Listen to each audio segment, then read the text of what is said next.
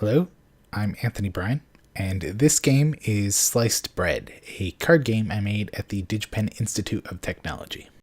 Sliced Bread is an auction game where players take turns bidding on ingredients to build a delicious sandwich. Whoever has the most delicious sandwich wins. Sliced Bread is a game for 3 or 4 players. Deal one $5, $10, and $25 card to each player. Make sure the other players can't see your money. Pick a player to go first. This player draws the top card from the ingredient deck and reveals it to the group. An auction now begins, with the player that drew the card acting as the auctioneer. Starting with the player to the auctioneer's left, the other players take turns placing bids for ownership of the ingredient. If a player is unable or unwilling to place a bid, they may pass, and the next player places his or her bid. The leading player can choose to raise their existing bid on their next turn if they so choose. When all bidders have passed, the auctioneer then tries to goad the players into raising their bids, and then says, "Going once, going twice, sold." When a player wins the auction, they must pay the auctioneer by placing their money cards face down on the table. If the player doesn't have the exact value that they bid, they must give as many cards as necessary to make at least that value. For example, the winning bid here was for $12, but the player only has a $5, $10, and $25 card, so they'll have to give the auctioneer $15. The auctioneer does not try to make change. So, if you only have a $100 card, your bid of $5 could end up costing you a lot more. Once the bidder has presented payment, the auctioneer has a choice to make. They can either take the money and give the bidder the ingredient, or they can buy the ingredient for themselves by paying the full amount that was bid to the bidder. So, if you make a cheap bid for an ingredient, there's a risk that the auctioneer will grab it instead. The new owner of the ingredient places the card face up on the table in front of themselves, in view of the other players. Now the turn's over, and the player to the left of the auctioneer becomes the new auctioneer for the next turn. You'll repeat this process until every ingredient has been auctioned off. And that's the basic concept of the first phase. Let's explore the ingredients in more detail. There are 5 types of ingredients: bread, meat, veggies, cheese, and condiments. Each food has a point value of 1, 3, or 5. Only the highest scoring ingredient from each food group will count towards your sandwich's score. So, if you have 2 types of bread, only the highest scoring bread will count. Additionally, there are 3 cards for each ingredient type. In order to collect the point value, you must possess all 3 of those cards. Condiments are a special exception. There's only 1 card for each ingredient type. Players bid on ingredients with money.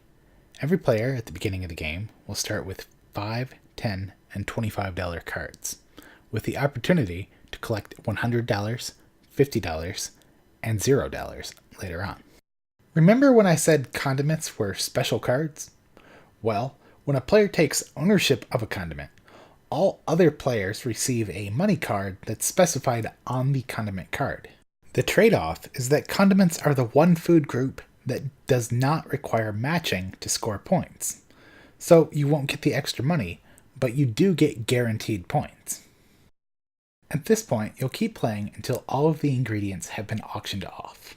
Once all of the ingredients have been auctioned, the acquisition phase begins. First, each player takes each complete set of ingredients that they own and sets them aside. A complete set is, again, all 3 of one ingredient or each individual condiment. The player to the left of the last auctioneer goes first. This player, now known as the attacker, examines his or her collection of unmatched ingredients and picks one of these ingredients, and another player, now known as the defender, that also has one of these cards of the same ingredient. The bidder may only target ingredients that they have at least 1 card of. The attacker now makes an attempt to take all of the defender's cards of the chosen ingredient. To do this, the attacker picks any number of money cards that they possess and places them face down on the table. The defender then tries to make a counteroffer by picking any number of their money cards and also placing them face down on the table. The attacker and defender then secretly look at each other's piles of money to see who had the highest dollar value. If the attacker had the largest amount, or if there was a tie, then the attacker takes all of the defender's cards of that ingredient, and the defender gets both money piles. However, if the defender has the largest amount, then the attacker gets both money piles. However, the defender does not get the attacker's ingredient cards. When defending, consider not laying down any cards. You'll lose the ingredient, but you'll have a lot more money for next time. And when you're attacking, you can use a lot of low value or even $0 cards to trick your opponents into laying down a lot more money than they should. Once all the ingredients have been fully matched, it's now time to build and score your sandwich. Sandwiches may only have one ingredient of each food group, so one bread, one meat, etc. If you have more than one of a food group, use only the highest scoring ingredient. At the top left of each ingredient is a number indicating the ingredient's point value. This is the value for the entire ingredient, so the value of lettuce is 1 point, not 3 points.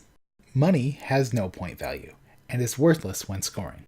If a player manages to collect one of each of the 5 food groups, they get an additional 10 points. In our example here, only the top left player managed to build a sandwich with all 5 food groups. So while the value of his individual ingredients only totaled 5 points, his total score was 15 points, which made him the winner. Thank you for checking out Sliced Bread. I really hope you like it, and if you'd like to play it, you can download all of the game assets and print your own copy for free at the bottom of this page.